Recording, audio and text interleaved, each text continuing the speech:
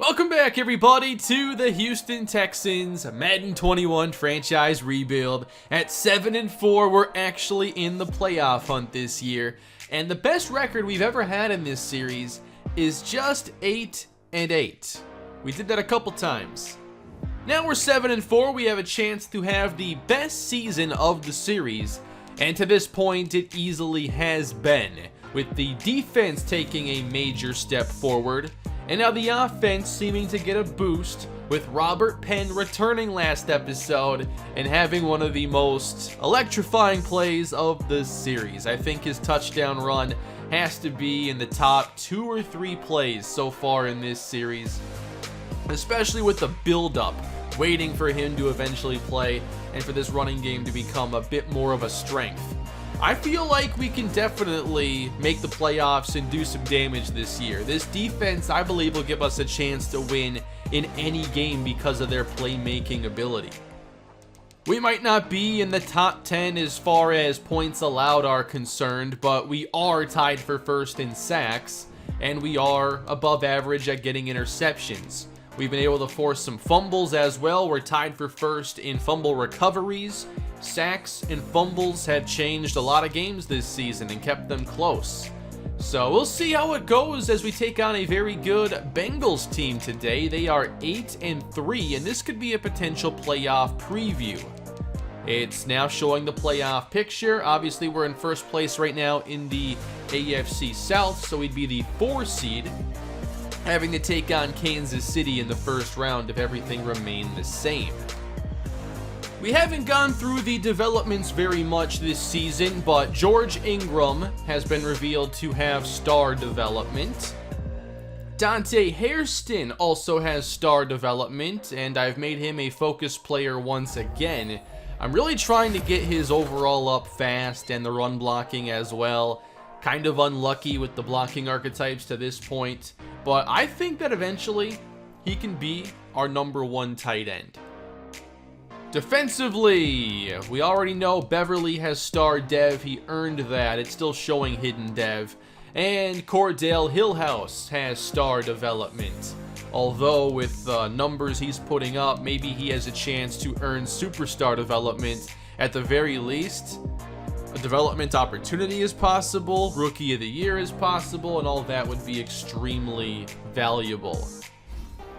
I'm still working on the slot archetype here for Jermaine Candidate. I'd like to get that short route running to at least the mid-80s or so, and we'll see how long that takes. 82 right now with the morale. Just want to see him maybe get a few more of those quick targets because he's just not getting as many looks in the passing game. We're seeing a lot more go to Amari Jones this season. For Allen Beverly, the question is, can he catch Cordell Hillhouse and win Rookie of the Year? That's what it's going to take, beating out his own teammate. Stephon Ferris has become one of our best defensive players this season. I think that his year 3 leap has been very impressive, and he's making an impact, it seems, every game that we're watching. So sometimes it takes a few years, but patience is now paying off. And to get to this point, he had to play, like 1,500 downs in the first 2 years of his career. He got a lot of experience and development, and now perhaps reaching his ceiling. By the way, right now, obviously, we're doing well. We should be a playoff team unless things really go bad for us, but the Lions are also very good. So it's looking like our 2 first-round picks this year are going to be later, which might make me want to combine those picks and try to move up, because I feel like that might be the best way for us to get an upgrade, or because I didn't get to do a lot of value drafting to build depth last year, maybe that's what I do this season, depending on how the board falls and everything, how the first 20 picks or so go. So we'll continue scouting everybody here in like the top 40. And I can't see us really needing to address more front 7 talent. Maybe an off-ball linebacker. But in terms of defensive line, I can't take them every year high in the draft. Here's the challenge you get with the Cincinnati Bengals: Jesse Bates, Joe Burrow, T. Higgins, Joe Mixon, Devontae Adams. That's right, we faced this team before with all their great receivers. It's not a very fun time. This is going to be a very big challenge for this defense. Joe Burrow's a 98. They can run the football with Joe Mixon, 390 overall or above wide receivers. The XP sliders are probably a little high for a part of this series, but I think overall it's going to be good for free agency and getting teams to be a lot more interesting. Jonah Williams at left tackle. Do they have the interior talent to stop Cordell Hillhouse and Jabari Carr? That's where they're a little bit weaker. And at right tackle, Carl Baker versus Stephon Ferris. If we're to have a chance in this game, I think it's going to be our D-line taking over and not letting these receivers get big plays. If we want to be a truly great team, these are the games we have to show up and play well. We had a similar matchup earlier in the year against Pittsburgh, and that turned into one of the most fun games of the entire series. Now against Cincinnati, a team that could easily win this game 40-10. Can we keep it competitive? Can we show we can compete with the best in the AFC? There are 4 other teams in this conference that have better records than us, and we're about to see how we stack up compared to them.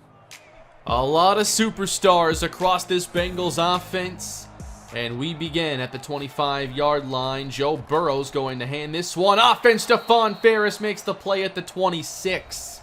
Obviously, my goal with Ferris was for him to break out as an edge rusher. Well, he's broken out as a complete player. He'll play the run, he gets off blocks, he can hold the edge. We've seen it all from him. 2nd and 9 for Burrow. And he'll fire downfield, and that is out of bounds. Nice coverage by Lynn Cox. Sending some pressure now on 3rd down, and Burrow's got to get rid of it as Reiner was getting close. And that is a 3-and-out to start the day. The Bengals only get 1 yard. Great start. And getting pressure on Burrow is the top priority. Oh, what a hit on Clifford at the 31. Houston football at the 31-yard line. Jordan Love in the shotgun. And we'll run it on 1st down. Robert Penn breaks a tackle and then gets taken down after a gain of 3. The debut of Robert Penn was a lot of fun. And I have edited the playbook a little bit to be a little more run heavy. I've increased 1st down run frequency and added a few more plays to like 2nd and medium. This is a short pass to Norwood that maybe got 1 yard, so a 3rd down upcoming. We go trips left. I think I added a couple pass plays as well. Here's Jordan Love. He somehow gets the pass away, and it's intercepted. There are 5 Bengal defenders in the area. And they'll take over after the arm punt.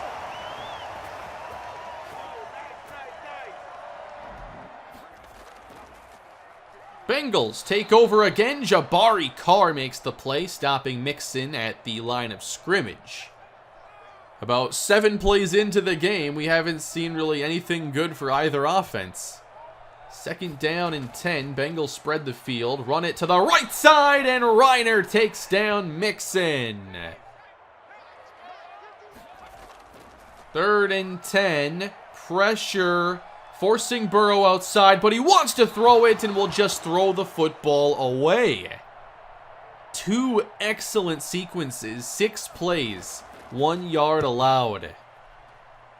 And we're set to get the football back. Clifford will try it again and get stopped immediately. Who's going to get the first down? Jordan Love is in trouble and dropped at the 7 by Carl Lawson. Loss of 11 yards. Which offense is going to wake up first? Standing in the end zone, now we avoid the safety. It's Robert Penn on the outside, getting across the 10-yard line. On 3rd down and 17, it's Jordan Love facing pressure. Flag down, that could be the first down. roughing the passer.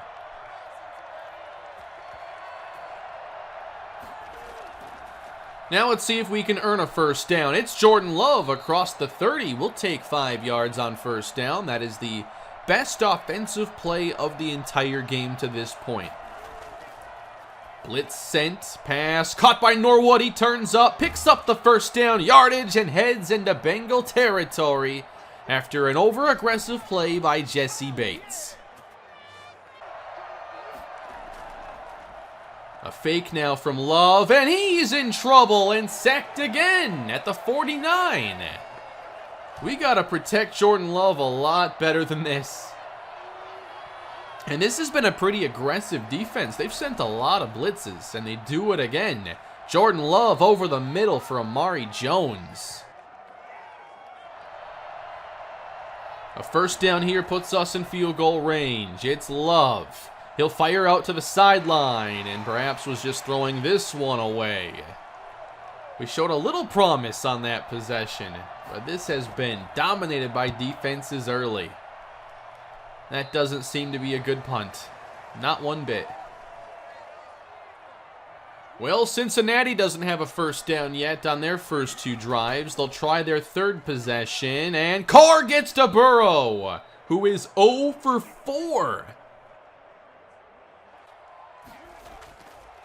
Burrow facing pressure, throws up top, and has a man open. It's T. Higgins inside the 20, touchdown.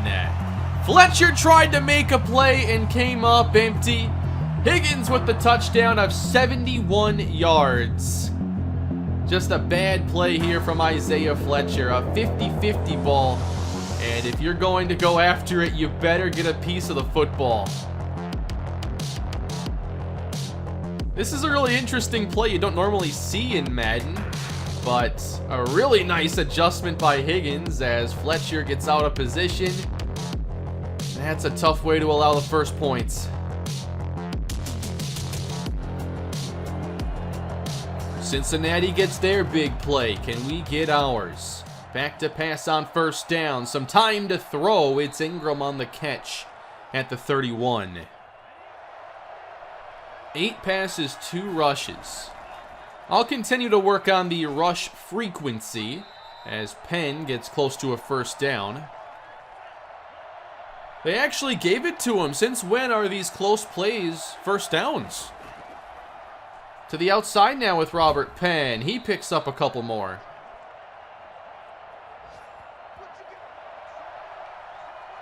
At the 40 here, it's a 3rd and 5. Good protection. Love looks deep down the middle. He overthrew Norwood. And he had a chance to score potentially. I want to watch that play back. Looks like a big missed opportunity for Houston. But now, thankfully, a better punt from Jake Bailey. This looks to be a game where you only have a few opportunities to get that big play. And when you have that chance, you can't afford to miss. The linebacker has no clue Norwood's going to split the safeties. That's his responsibility here in the cover too. So blown coverage, and then a huge missed throw. Cincinnati on top. 13 yards to Devontae Adams. They also have Jonnu Smith. This offense is probably, like, cumulative overall, has to be the best. If there's a better team, I don't want to face them. Getting down the field now without the big play, just more consistency, and Devontae Adams making most of the plays. Penalty on Marquise Brown and a Joe Mixon touchdown. Watch out, Houston's down 14. We really need some points. And we just went 3 and out. Pressure put on this defense. Khaleke Hudson gets a sack on 3rd and 20. Incomplete. And now a short field. You really have to get a touchdown here. On 1st and 10, here goes Robert Penn running left. Gain of 6.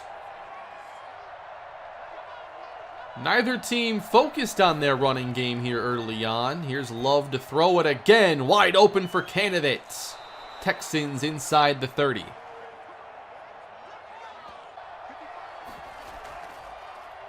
This time Love looks to run with it and gets taken down for a loss of 1. 3rd and 7. We are in field goal range. But can we keep this drive moving? 4-man rush from Cincinnati. Love's on target. Caught at the 14-yard line. And that's Terrence Pearson.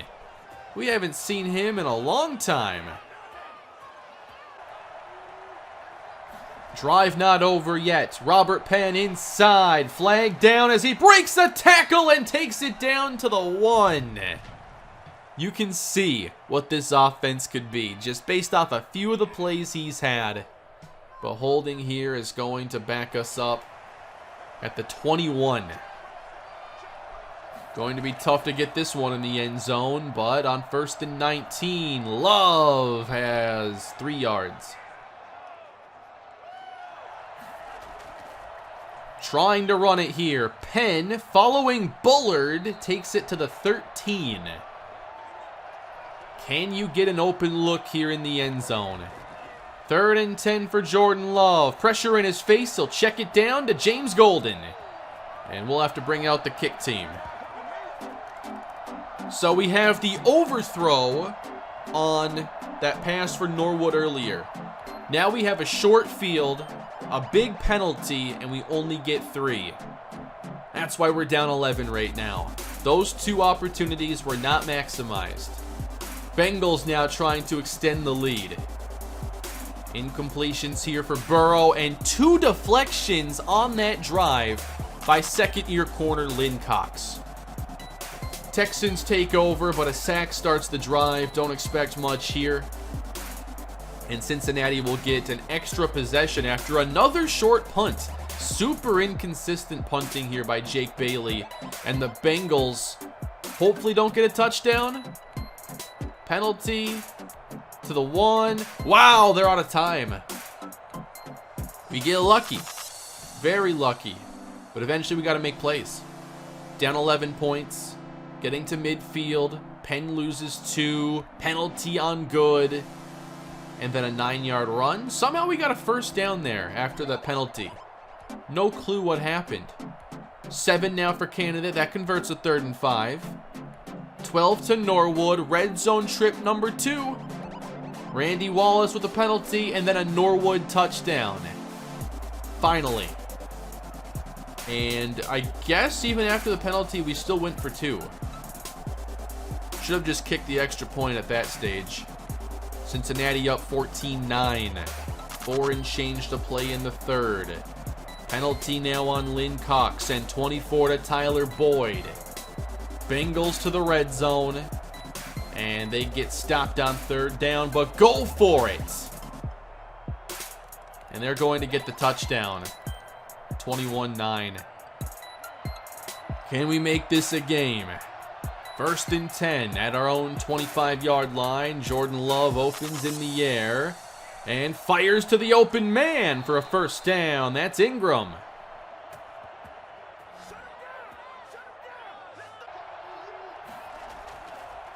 Love to the air on 1st and 10.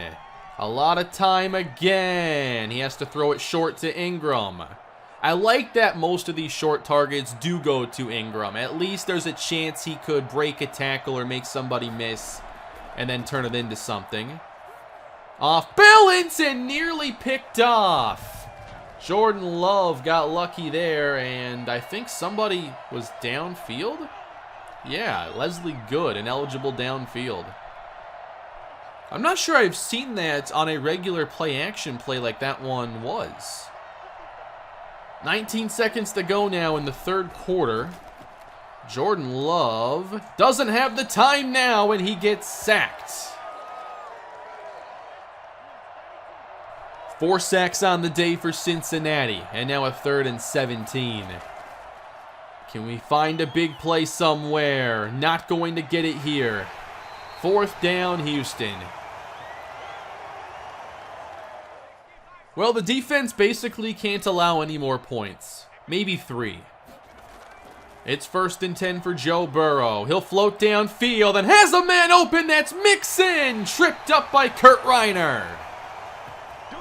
We probably could get a little bit better with the coverage at linebacker. Reiner's zone coverage is a 79. I imagine his man coverage is even lower. And I think now, like, 79 zone coverage at linebacker isn't even, like, that great. Nice wheel route by Mixon. Another big play for this Bengals offense. That takes them to our 43-yard line. Here's Burrow on first down. He throws a laser across the middle, and that's another first down. And so far, pressure played an impact early on, but not so much, it seems, since those first couple of possessions. Burrow's in the zone on 1st and 10, and he completes to the outside for a gain of 5. Second down for Burrow. He completes it. That's Jonnu Smith, covered by Tevin Tyson. I can't believe how little we've seen the Bengals actually hand the football off. On 2nd down and 10, Burrow throws outside. Tyler Boyd jumped over a cameraman. I didn't know that animation was in the game. 3rd down now. Defense trying to get the stop. Dumped off. Mixon out of bounds. 3 yards behind the line. So they'll get 3. Make it a 15-point game. We got to be perfect the rest of the way.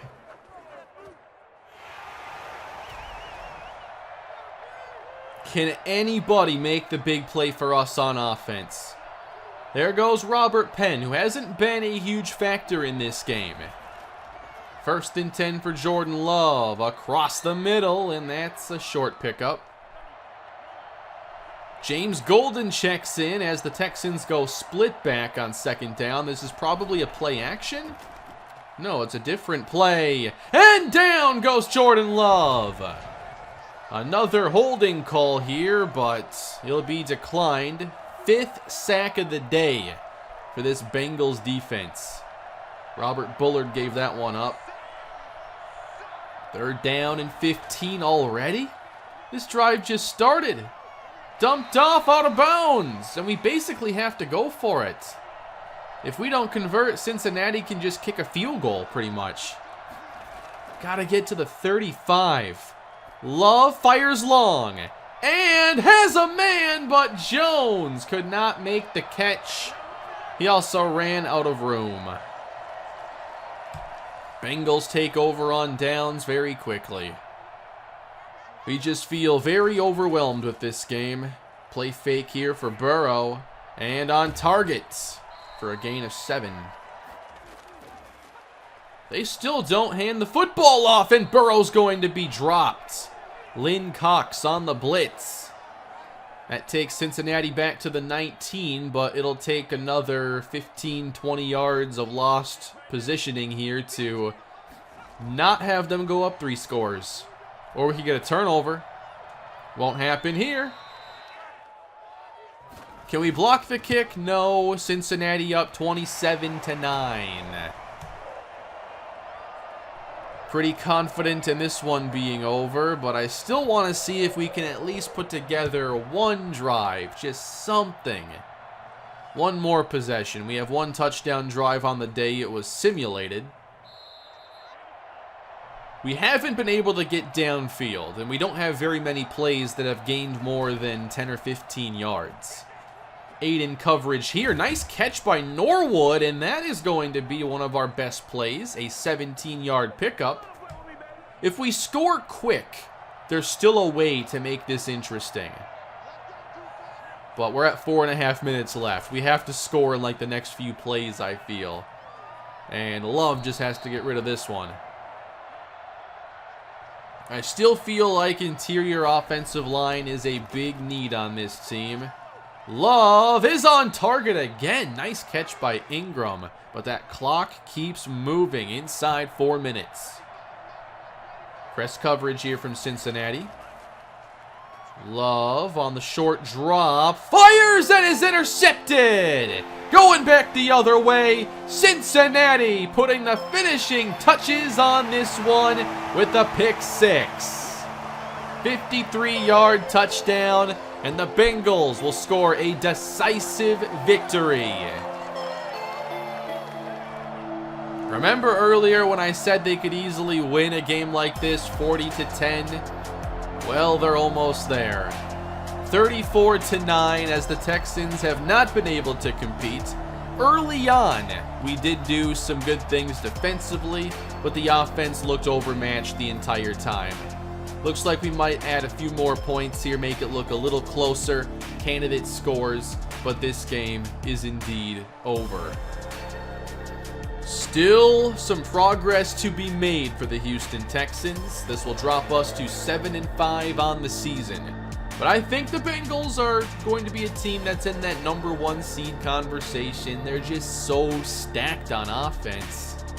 And we still, I feel like on defense, were able to compete, but the offense just didn't do them any favors. They were 5 of 12 on third down, only 41%. That's not that great. In the red zone, they had to settle for a couple field goals. If the offense just could have done a bit more, taken some pressure off the defense, maybe it's a closer game. But good win for the Bengals. 304 and a touchdown for Joe Burrow. 253 and 2 scores for Love, but 2 interceptions. Don't care too much about the first interception, but the second one was pretty bad. Neither team focused much on their running game, and the score never really allowed us to with Robert Penn. Norwood had 10 catches, Ingram had 8, and that's going to be the case when we're constantly throwing it to the flats and we're just checking the football down. Only 4 catches for Candidate and 1 for Amari Jones. Leslie Good gave up 2 sacks, Bullard, McCoy. Not many positives to take away from that performance. Texans drop it 34-16. The good news is that we're still in first place right now with the Jaguars at 6-6. This division looked very strong earlier in the season, but now the Colts and Jaguars have been losing a lot of games. Let's just take a look at how their seasons have gone. Colts open 4-1, and off the bye week they lose to us, and now they've lost 5 games in a row. The Jaguars, they started 4-1 and then lost to us, and now have not been quite as bad, but have still lost 5 of their last 7. But now we take on the 9-3 Denver Broncos, another very good team. We just lost to the 8-3 Bengals. Do we have a chance of competing here against Denver? We do get to upgrade Cordell Hillhouse, who now needs 7,500 XP to develop, so probably won't see a ton more this season. And we'll go with his power rushing. Hillhouse having a very nice campaign, strength, awareness, acceleration. We're getting some really good upgrades for him. I like Terrence Pearson a lot as our 4th receiver. We'll go with physical, and that will help out his catching, release, and spec catch. And for George Ingram, we'll continue working on the slot archetype. And this will get the medium route running up, the short route running. So short is now at 85 with the morale boost, which is pretty nice. This is pretty much the same game as the one we just watched. Very similar scores against teams with very similar records. Maybe this shows that we're just a decent team this year, a lot better than we've been, but not quite on the level of the top teams in the league. 2 decisive losses. 4 scores here for Drew Lock, who put together a really good day. Pretty much a flawless stat line here. Jordan Love took 6 more sacks in this game. We tried to run the football a little bit, 3.8 a carry here with Robert Penn. Receiving, Noah Fant. Tight ends continue to have great days against us. Jerry Jeudy, Cortland Sutton, 2 touchdowns each. So this is the second game in a row as well where we're facing just loaded offenses. I haven't checked the overalls yet, but I will. I imagine that the Broncos offense is pretty much all mid-80s and up at like wide receiver and tight end. Very curious how the progression has been for Drew Lock, because his development wouldn't have been great at the beginning of this series. Maybe star at the highest. So here's Denver, the team we just lost to. Jerry Jeudy's a 98. Miles Burse, 97. He had a good day against us. Pretty good selection they made here for another edge rusher. Drew Lock's an 83. And just had like a perfect stat line. Jonathan Taylor an 86. Jerry Jeudy, Cortland Sutton, KJ Hamler, all 90 or above. Oh, and then Noah Fant at 92. So deep offenses are definitely giving us some problems. And then good pass rushes can easily overwhelm our offensive line. Suddenly, we're back to a position where everybody's kind of in it here in the AFC South. But here come the Titans out of nowhere. We have to watch this game. It's our last division matchup. And if we lose, all of a sudden there's a tie at the top of this division. But no, there wouldn't be, because the Titans would have a sweep over us and therefore have a tiebreaker advantage. This is a huge matchup. We've watched a lot of them against Tennessee. This is going to be the biggest of the series yet. To fix their season, they've won 3 out of 5. They haven't done anything too spectacular, but everybody else is having a slump right now, and they're not. So the Jaguars are still in it. The Colts, maybe not. They'd have to win out, and then everybody else would have to lose a bunch of games. I think this is a 3-team race, and now nothing seems sure for Houston. And my goal of getting to 10 wins now is only possible if we win out the rest of the way. Tennessee's obviously 6-7. Then we get New England and Washington. Let me just check their records quick. Washington's 9-4. We're probably going to watch that game. And New England is at least under 500. We've got to step it up here the last few weeks of the season. Otherwise, this could just be another disappointing year for the Houston Texans. Nate Wheeler is in first place right now for Offensive Rookie of the Year in the AFC. Cordell Hillhouse is still number 1 for defense. Beverly behind him, and now Tyson pulls into 3rd place. We could see some big awards going to us this year. Stephon Ferris, 3rd best defensive lineman. That's pretty exciting. And then at DB, Marquise Brown's been really good. He could be named the top DB of the season. With 3 games to go, here are the stats. Jordan Love, 22 touchdowns and 10 picks. And for his career, this is kind of typical production for him. 35-10 was his best season in Detroit. Since then, we have seen yards per attempt go down, completion percentage go down. So unfortunately, we have not been able to build upon that yet. On the ground, Robert Penn could become our leading rusher. He's at 4.5 a carry right now.